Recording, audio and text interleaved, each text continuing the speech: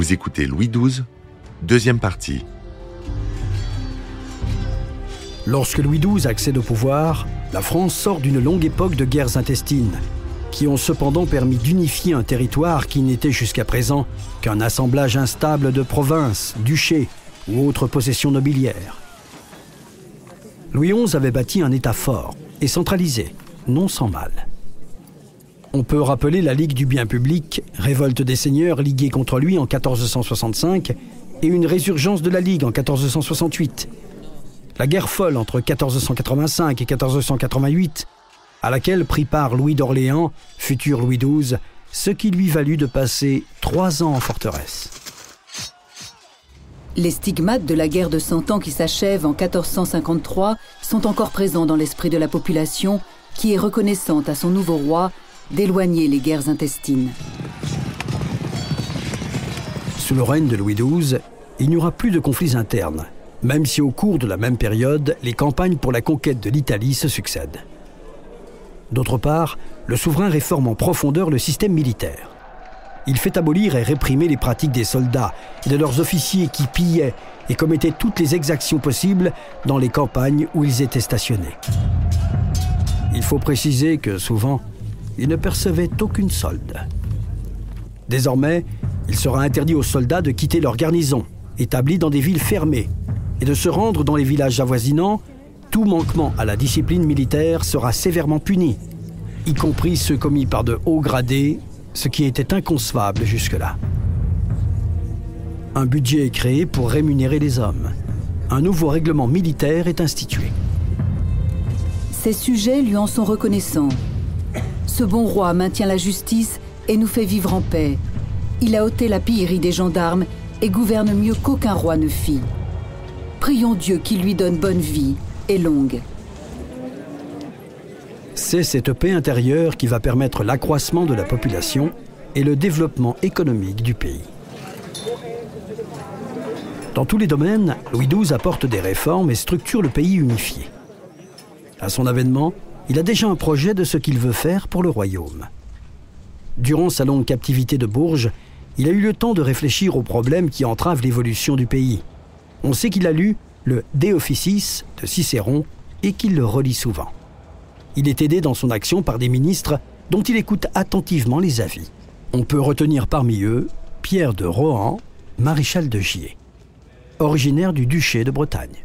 Le maréchal de Gier et le cardinal d'Amboise sont 2 créatures de Louis XI. Didier Le Fur, écrivain et historien. C'est 2 personnes qui, à 20-25 ans, ont déjà une grande puissance. Ce sont des cadets de grandes familles. Et l'un est homme d'église, l'autre est un militaire. Un est déjà maréchal à même pas 25 ans, l'autre est aumônier du roi. C'est lui qui se porte au secours de Louis d'Orléans lorsqu'il est assiégé à Novare et il est à ses côtés lors de son avènement en 1498. Il l'accompagnera dans son entrée triomphale à Gênes en 1498. Il va être son conseiller militaire dans ses campagnes d'Italie et il va l'aider dans la transformation de l'armée. Il aura le malheur de déplaire à Anne de Bretagne en faisant arrêter les bateaux chargés d'effets précieux qu'elle envoyait à Nantes. Cette puissance du maréchal de Gier, sur le plan militaire, même s'il n'a pas le pouvoir d'un connétable, puisque la charge de connétable n'est pas attribuée, va gêner beaucoup, de plus en plus. Son mariage avec l'héritière d'Armagnac va en faire un des hommes les plus riches de France. Et en 1502-1503, peut-être par jalousie, sans doute même, eh bien, une cabale va commencer à se créer et des rumeurs vont circuler comme quoi Gier aurait été susceptible de, si Louis XII décédait, et il était à l'époque malade, eh bien d'interdire à Anne de Bretagne de repartir sur Nantes. C'est une rumeur, rien d'autre, même si cette rumeur va dans l'historiographie après devenir fait et réalité. Mais ça, c'est une autre histoire. Eh bien, cette rumeur va grossir de plus en plus.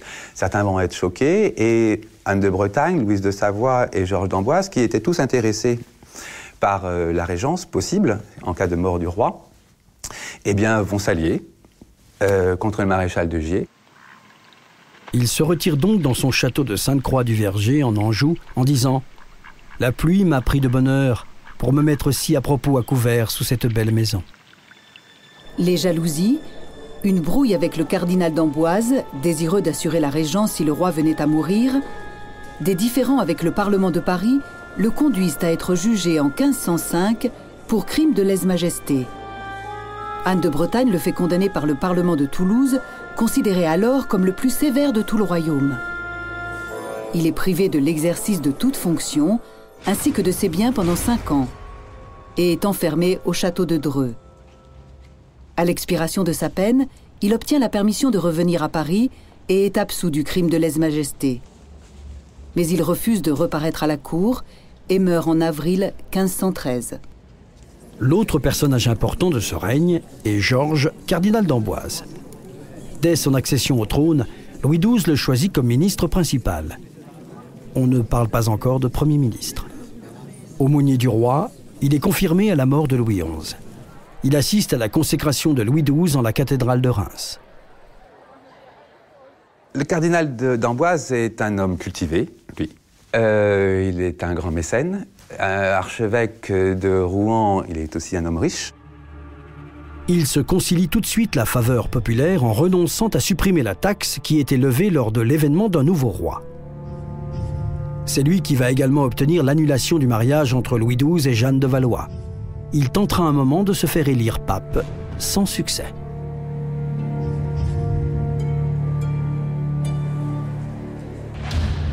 La question de la justice prend une place très importante dans les débats qui occupent cette période. Avec elle est posée la question des lois et du contrat qui unit le roi au peuple. Cette image de roi justicier de Louis XII, qui est déjà très présente pendant son règne, est due essentiellement à une ordonnance, celle de mars 1499. C'est une ordonnance de plus de 160 articles et qui va, en tout cas, tenter de réformer, si ce n'est de réformer, en tout cas, de redéfinir le rôle de chaque individu dans la justice royale. On a beaucoup parlé de ça, on a considéré que c'était un acte fondateur essentiel, en tout cas par rapport à une nouvelle idée de la justice royale, cette justice dite plus modérée. Pendant longtemps, la justice était rendue selon des lois orales. La rédaction du droit coutumier dans les pays de droit non écrit avait commencé en 1454 avec l'édit de Montil-les-Tours. Louis va prendre en 1499 ce qu'on appelle l'ordonnance de Blois, acte de réformation de la justice. Louis XII, dans cette ordonnance, ne faisait que reprendre beaucoup de choses qui existaient déjà. En fin de compte, c'est une sorte de conglomérat de toutes les réformes qui avaient pu exister précédemment. Et alors certes, il y a des exigences beaucoup plus grandes, notamment contre la corruption. Si on autorise la torture toujours, on essaye de la limiter à un maximum. On essaye de limiter aussi les pots de vin, tout ce qui est le népotisme à l'intérieur même des parlements. Les juges doivent se soumettre à un examen pour prouver leur connaissance du droit. Des parlements sont créés pour que la justice puisse être équitablement rendue dans tout le territoire. Il exige que pour chaque poste vacant, il lui soit présenté 3 candidats, parmi lesquels il fera son choix. Jusque-là, les baillis, comme on appelait les juges, qui avaient acheté leur charge, étaient parfaitement ignorants et avaient des lieutenants qui faisaient le travail à leur place. On exige qu'ils les rémunèrent en conséquence, ce qui les conduit à ne plus tant apprécier la fonction et à renoncer d'eux-mêmes à l'administration de la justice. Le roi exige des juges une parfaite indépendance et qu'ils jurent sur l'Évangile de ne donner leur voix qu'aux jurisconsultes les plus éclairés et les plus vertueux. Et il interdit que le père et le fils, ou 2 frères, siègent au même tribunal.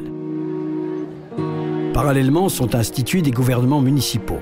Des magistrats, nommés par les habitants, sont chargés de veiller à la sécurité de la population et à la bonne marche de la ville. Le seigneur du lieu n'est plus seul garant de la vie de ses sujets. Enfin, l'ordonnance de 1510 impose que la langue juridique soit celle du peuple et non le latin. Le droit doit être dit désormais dans les différentes langues de la France de cette époque. C'est sous François Ier que l'ordonnance de Villers-Cotterêts instituera l'exclusivité du français dans les documents relatifs à la vie publique du royaume de France. Louis XII, dès son avènement, renonce à la taxe qui était prélevée sur le peuple en l'honneur du nouveau roi. Par la suite, il réduit la taille, impôt devenu annuel en 1439, pendant la guerre de 100 Ans, d'un quart, et il promet de la réduire chaque année. Au temps de Louis XI, elle était de 5 millions de livres annuels. Louis XII la diminue à 1,5 million. Cela assure aussi la paix intérieure. Même s'il convient de dire que c'est en partie grâce à ce que lui rapportent les guerres d'Italie qu'il peut se le permettre. Il ne faut pas s'oublier que les vaincus devaient payer de lourdes sommes aux vainqueurs, sans parler des pillages. Il n'en est pas moins vrai que, fait nouveau, le roi verse aussi sa quote-part au trésor.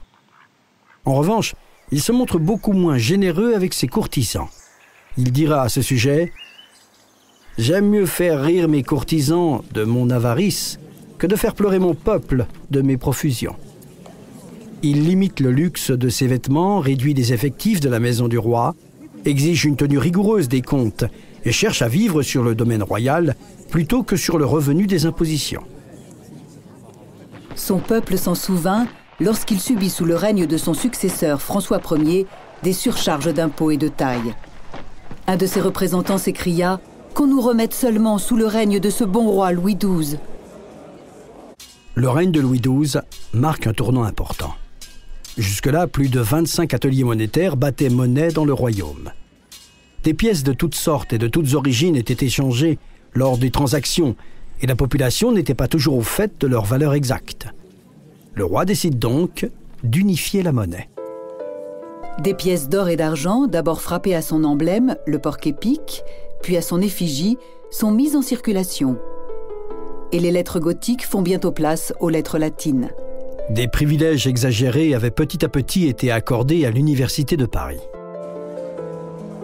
En 1498, un édit contre les abus dans la scolarité provoque un conflit avec le roi. Mais la Renaissance est caractérisée par une rénovation de l'enseignement. La tutelle du clergé cède progressivement la place à celle de l'État. Un décret royal de 1498 crée à Montpellier le Collège royal de médecine. Sous son règne, les lettres grecques et latines furent brillamment enseignées. Dans cette époque qui voit naître la Réforme et d'autres mouvements religieux dissidents, le règne de Louis XII apparaît comme une période de relative accalmie. Après les massacres d'Albigeois, la répression contre les Vaudois, adeptes de Pierre Vaudès, et avant la mise à mort de protestants par François Ier.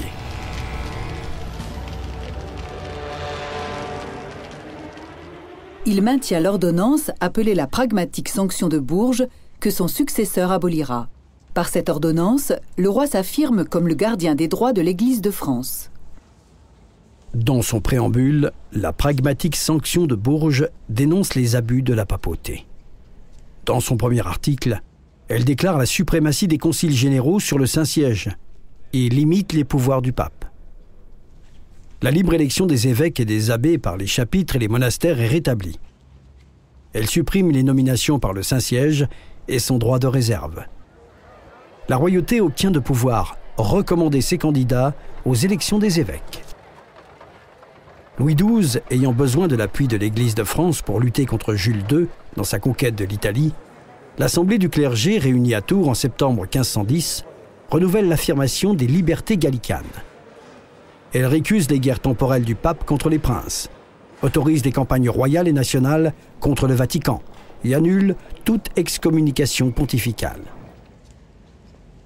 Le concile gallican de Pise, convoqué par Louis XII, dépose le pape Jules II pour divers motifs, dont la sodomie. Les prélats quittèrent ensuite Milan et se retirèrent à Lyon, où ils voulurent continuer leur concile, mais sans succès. En 1517, ils furent contraints de présenter leur excuse au pape. La pragmatique sanction restera en vigueur jusqu'à la signature par François Ier et Léon X du Concordat de Bologne en 1516. Dans le système politique du royaume, on appelle États généraux des assemblées exceptionnelles, convoquées par le roi pour traiter d'une crise politique ou décider d'une aide militaire ou fiscale. Cette institution avait été créée en 1302 par Philippe le Bel. À partir de 1484, les ordres du jour étaient préalablement établis sous forme de doléances par les assemblées de province chargées d'élire les députés. Elles étaient recueillies dans ce qu'on appelle les cahiers de doléances. Pour la première fois en 1484, Il rassemble des élus de tout le royaume et de tous les corps sociaux. C'est la première fois que les paysans sont représentés. On entendra à cette occasion un des députés, Philippe Pau, développer une conception audacieuse du gouvernement, selon laquelle le pouvoir politique appartient au peuple qui le délègue au roi. Ce sont donc les États généraux qui doivent organiser le gouvernement et non la famille du roi mineur. Louis d'Orléans, qui convoitait la régence, ne parviendra pas à vaincre les ambitions de la sœur aînée de Charles, Anne de Beaujeu. Les États généraux de 1506 sont parmi les plus importants qui aient été tenus en France. Le tiers-État en devient un élément important et forme la grande majorité de l'Assemblée. Louis ne voit aucun danger à se mettre, pour ainsi dire, à la disposition du peuple. Il en est adoré et le sait.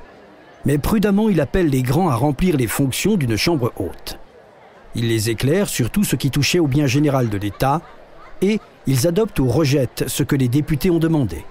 C'est au cours des États généraux de Tours de 1506 que le projet de mariage de Claude de France, fille du roi, avec le futur Charles Quint est annulé.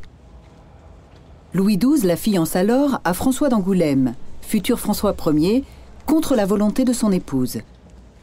Cette union marquera une étape décisive dans la réunion de la Bretagne au royaume de France. Au cours de cette même assemblée, le chanoine Bricot fit un éloge en bonne et due forme du roi. Il le loua pour le pardon qu'il avait accordé à ses ennemis, pour la diminution des impôts, les victoires extérieures, la réforme des abus dans les tribunaux, la répression des brigandages militaires, etc. Et finit en s'écriant « Comment s'acquitteront vos sujets ?» Daignez, sire, accepter le titre de père du peuple qu'il vous défère aujourd'hui par ma voix. Le roi, quelques jours plus tard, fit répondre par son chancelier que le titre de père du peuple était le don le plus agréable qu'il pouvait recevoir de ses sujets. La reine Anne de Bretagne meurt le 9 janvier 1514 à Blois, usée par les maternités et les maladies. Louis XII est tellement affligé qu'il ne pense qu'à rejoindre très vite son épouse. Il dit « Avant que soit passé l'an, je serai avec elle et lui tiendrai compagnie. » Mais il veille à l'organisation des funérailles et impose à la cour l'usage du deuil en vigueur en Bretagne. Ces funérailles sont d'une grandeur exceptionnelle. Elles durent 40 jours. Comme elle le désirait, son cœur fut placé dans un reliquaire, puis transporté à Nantes pour être déposé dans le tombeau de son père François II de Bretagne. Pourtant, Louis se remarie le 9 octobre 1514 à Abbeville avec Marie d'Angleterre, la jeune sœur d'Henri VIII, pour sceller sa réconciliation avec le roi d'Angleterre. Elle a 18 ans et lui 53. Louis accepte de la suivre dans les festins et les bals. Il désire aussi avoir un héritier mâle et fait beaucoup de concessions. Mais il ne résiste pas à ce régime et meurt d'une dysenterie le 1er janvier 1515 en l'hôtel des Tournelles à Paris. Il laisse le trône à son cousin et gendre François Ier, qu'il a marié à sa fille Claude, duchesse de Bretagne, pour que le royaume reste ainsi uni. Le tombeau de Louis XII et de son épouse Anne de Bretagne est visible à la basilique Saint-Denis, près de Paris. C'est François Ier qui le commande en 1516. On retrouve la tradition gothique du dais à arcades, devenu un petit temple à l'antique. Le roi et la reine sont en prière sur la terrasse supérieure. Ces statues couchées représentent les cadavres saisis dans les affres de la mort, en proie au dernier spasme. Ils sont réalisés d'après le moulage à la cire des 2 cadavres pendant l'embaumement. On peut même remarquer les points de suture. Les 4 vertus cardinales, la justice, la force, la prudence et la tempérance, ornent les angles du mausolée et les 12 apôtres sont disposés sous les arcades. Après sa mort, et en particulier au XVIIIe siècle, il devient le symbole d'une monarchie modérée. On va un peu et de plus en plus oublier l'image guerrière de Louis XII pour ne privilégier que l'image du roi modéré, du monarque français et soucieux du bonheur de son peuple. Didier Le Fur, écrivain et historien. Et cette image-là va se poursuivre jusqu'à la fin de la monarchie, du régime monarchique, jusqu'à la fin du XVIIIe siècle. Pierre-Louis Roederer, homme politique proche de la Convention, établit une filiation directe entre les réformes de Louis XII et la Révolution française. Sa vision modérée aurait mené la France vers une monarchie plus juste et plus stable et évité la voie de l'absolutisme. Fénelon écrit dans sa lettre à Louis XIV, en 1694, « Si le roi, dit-on, avait un cœur de père pour son peuple, ne mettrait-il pas plutôt sa gloire à leur donner du pain et à les faire respirer après tant de maux qu'à garder quelques places de frontières qui causent la guerre ?» Voltaire, dans son discours sur l'histoire de Charles IX, consacre quelques chapitres à faire les louanges de Louis XII. Il admire ses réformes administratives et sa défense de la pragmatique sanction. On peut encore citer Montesquieu. « La France n'a jamais eu de meilleur citoyen que Louis XII. Le cardinal d'Amboise trouva les intérêts du peuple dans ceux du roi, et les intérêts du roi dans ceux du peuple. » Alors que le Panthéon est réservé pour l'essentiel aux hommes de la Révolution, le député Charles Lambert de Bellan tente de faire valoir en février 1792 une exception pour le seul de nos rois qui se soit montré le père du peuple. Mais il ne parvient pas à l'y faire entrer. Le bilan du règne de Louis XII est extrêmement favorable parce qu'il y a ce titre de père du peuple. Jean-François Beige, écrivain. Il y a ce titre, cette phrase qui restera dans l'histoire et qui est un très beau symbole qu'on peut appliquer à beaucoup de choses.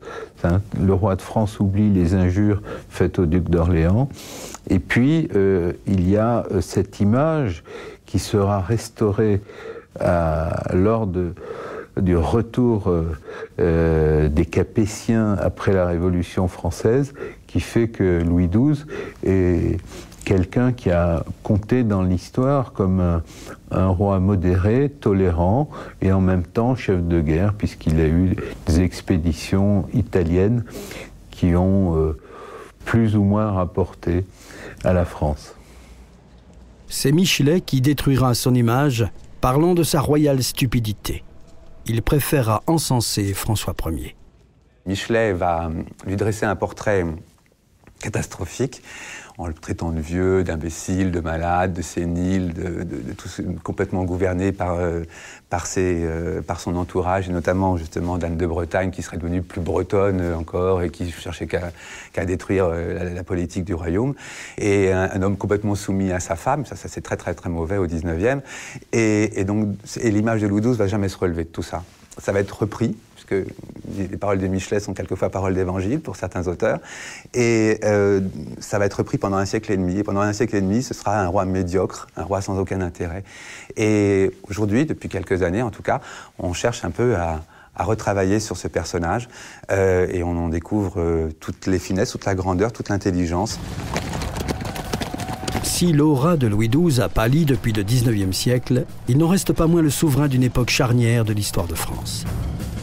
Sous son règne, le royaume unifié se dote de règles de gouvernement dans tous les domaines. Proche de son peuple, il veille à son bien-être et parviendra à maintenir l'unité nationale, à préserver la paix, à favoriser l'accroissement de la démographie et le développement de l'économie. En ayant exporté la guerre en Italie, le royaume de France, si on ne regarde que la France, va prospérer. Didier Le Fur, écrivain et historien. Pendant 12-13 ans, aucune guerre va éclater sur le territoire. Le commerce, parce qu'il y a tout un système d'alliances qui se fait, notamment avec l'Empire, peut se développer, grâce aussi au commerce avec l'Angleterre, puisque l'Angleterre n'entrera en guerre contre la France qu'à partir de 1512-1513. Et donc, par conséquent, pendant toutes ces années, pendant 12-13 ans, ce commerce se développe aussi, le commerce du drap, de la laine et des choses comme ça. C'est une vraie période de prospérité. C'est un vrai effort aussi sur la réorganisation par Louis XII du domaine royal pour le rendre plus rentable. C'est un assainissement aussi de toutes les chambres des comptes avec une surabondance de lois sur la monnaie, sur la fausse monnaie et des punitions de plus en plus grandes contre ces falsificateurs. Il s'est efforcé de rétablir une justice équitable pour tous et d'assurer la sécurité de tous ses sujets. Son attention aux doléances du tiers-État également lui valut le respect des révolutionnaires. Au cours de son règne, les arts et lettres commencèrent à connaître leur essor. Louis XII, c'est aussi et surtout eu comme, grâce à ses conquêtes, une ambition impériale, une volonté de faire de la France un empire, si ce n'est légitime avec l'élection, au moins légitime par Dieu, et donc du coup, et faire du roi de France ce premier monarque chrétien, et qui, avec cette ambition messianique, qui est excessivement importante à cette époque, c'est-à-dire de faire croire et de laisser croire que le roi de France serait le dernier roi chrétien qui irait à la conquête du monde, convertir tous les infidèles pour après donner toutes ses couronnes au mont des Oliviers au moment où le Christ sera ressuscité. Le peuple le regrettera dans les années qui vont suivre. Le royaume de France, qu'il avait gardé en paix, va plonger dans les guerres de religion et le sang fratricide. Louis XII restera à jamais, selon la proposition des États généraux de 1506, le père du peuple. Vous venez d'écouter Roi de France. Si vous avez aimé ce podcast, vous pouvez vous abonner sur votre plateforme de podcast préférée et suivre Initial Studio sur les réseaux sociaux. Roi de France est un podcast coproduit par Initial Studio et Merapi, adapté de la série documentaire audiovisuelle éponyme produite par Merapi. Cet épisode a été écrit par Thierry Bruand et Dominique Mougenot. Il a été réalisé par Franck Courvoisier. Production exécutive du podcast, Initial Studio. Production éditoriale, Sarah Koskiewicz et Mandy Lebourg, assistée de Sidonie Cotier. Montage, Camille Legras. Avec la voix de Morgane Perret.